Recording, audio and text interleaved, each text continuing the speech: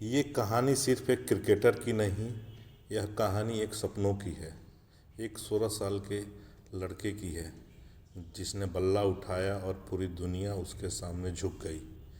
जिसके शॉट से सिर्फ रन नहीं बनते थे, वो उम्मीद जगाते थे। आज हम आपको ले चलते हैं उस इंसान की ज़िंदगी में जिसने दुनिया को दिखाया क्रिकेट का भगवान। सचिन तेंदुलकर के बारे में आज हम बात करेंगे। सचिन तेंदुलकर का जन्म 24 अप्रैल 1973 को मुंबई में हुआ था। जिनकी आंखों में ही क्रिकेट मैदान बस चुके थे। सचिन बचपन से ही शरारती थे। स्कूल में कम, क्रिकेट मैदान में ज़्यादा खेल देखते थे। लेकिन सचिन के अंदर एक अलग सा ही जुनून था, एक अलग ही भूख थी, एक अलग ही पागलपन था। बचपन में सचिन के बड़े भाई अजीत तेंदुलकर ने उनकी अंदर की चमक को पहचाना। अजीत उन्हें लेकर पहुंचे उस कोच के पास जिसका नाम था रमाकांत आचार्यकर। आचार्यकर ने सचिन को देखा, उसका खेल देखा, उसका एक शॉट देखा और उस एक पल में समझ गया ये लड़का भारत का भविष्य हो सकता है। कहते हैं कि आचार्यकर सर ने एक नियम ने सचिन को महान बनाया। हर गेंद को खेली जैसे कि तुम्हारी ज़िंदगी की आखिरी गेंद हो। तब जाके सचिन एक महान खिलाड़ी के रूप में उभरे। 1988 में, ऐसा साल जिसमें भारतीय क्रिकेट कभी नहीं भूल सकता, सचिन और विनोद कांबली की जोड़ी ने स्कूल क्रिकेट में 664 रनों की साझेदारी की। 14 साल का यह लड़का पहली बार अखबारों का हेडलाइन बना। लोगों ने कहना शुरू किया, ये छोटू एक दिन भारत खेलेगा। उसी समय सचिन तेंदुलकर का सिलेक्शन इंडिया पाकिस्तान के मैच में होता है, जो पहला मैच पाकिस्तान से खेलते हैं 1989 का। सचिन की उम्र मात्र 16 साल थी और सामने दुनिया के सबसे खतरनाक गेंदबाज वसीम अकरम और वकार यूनिस। एक बाउंसर सीधे सचिन के नाक पर आके लगती है और खून निकल रहा होता है, लेकिन सचिन ने कहा कि मैं खेलूँगा और अगली ही गेंद पर उसे चौका जड़ दिया जाता है। पाकिस्तानियों ने उन्हें दूध का बोतल दिखाया, बहुत लज्जित किया, लेकिन फिर भी सचिन ने हार नहीं माना। यहीं से दुनिया को समझ में आ गया यह लड़का टूटा नहीं करता। फिर उसके बाद सचिन को 1990 में इंग्लैंड का दौरा मिलता है। उन्होंने पहला शतक वहीं पे 1990 में ओल्ड ट्रैफर्ड में इंग्लैंड के खिलाफ में जड़ा। उस समय उम्र मात्र 17 साल थी और उसके बाद वह दौर शुरू हुआ जब भारत के हर घर में नाम गूंजने लगा सचिन सचिन। 90 के दशक में भारतीय टीम बहुत मेहनत करती थी, लेकिन कोई टीम से प्रति जीत हासिल नहीं कर पाती थी। उस समय सिर्फ एक नाम भरोसा पर दिखाई देता था, वो भी एक सचिन।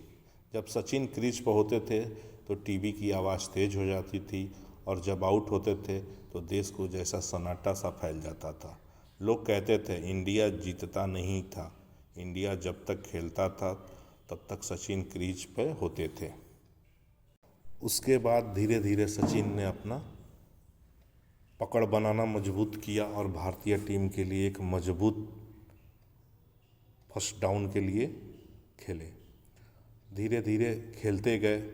1998 का दौर, शेरशाह कप, जहाँ ऑस्ट्रेलिया के खिलाफ कोई खड़ा नहीं होता था, उस समय सचिन ने 2 पारियां ऐसी खेली जिसमें आज भी उस पारी को डिसरॉट स्टॉर्म कहा जाता है। पहले तूफान आता है, फिर सचिन का तूफान। वार्न, फ्लेमिंग और मैकग्राथ कोई भी उन्हें रोक नहीं पाया। ऑस्ट्रेलिया का महान गेंदबाज शेन वॉर्न ने बोला था कि रात में सपने में सचिन भी हमको मैच में बल्ले से मारते हैं। उसके बाद वर्ल्ड कप 2003 में सचिन एक ऐसे बल्लेबाज थे उस टूर्नामेंट में सबसे ज़्यादा रन बनाने वाले। सचिन तेंदुलकर ने के वजह से भारत वर्ल्ड कप में पहुंचा था 2003 के समय, लेकिन भारत को 2003 वर्ल्ड कप में ऑस्ट्रेलिया का द्वारा हार का सामना करना पड़ा। उसमें सचिन का प्रदर्शन विश्व कप फाइनल में अच्छा नहीं रहा, 4 रन बनाकर आउट हो जाते हैं, इसलिए भारत हार जाता है। 2004 से 2006 तक सचिन की जीवन में अंधेरा इसलिए आ गया, कई बार चोटें लगी, कई बार खराब फॉर्म की वजह से वो बाहर रहे।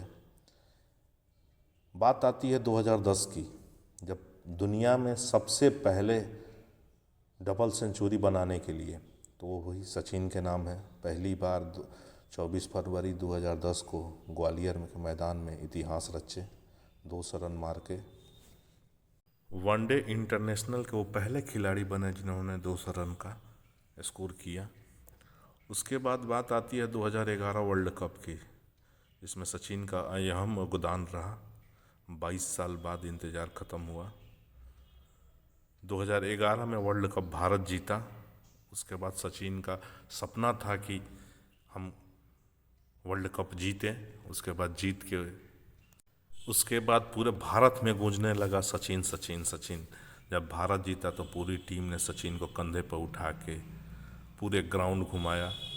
इसीलिए सचिन को 2012 में भारत रत्न से पुरस्कृत किया गया।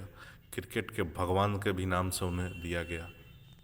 और 2013 में सचिन ने क्रिकेट को अलविदा कह दिया। अपनी आखिरी स्पीच में सचिन ने कहा था, मेरे जीवन के 24 साल ये सपना था कि मैं जिया। उसी आवाज़ कांप रही थी, लेकिन स्टेडियम की आवाज़ चिल्ला रही थी, सचिन सचिन।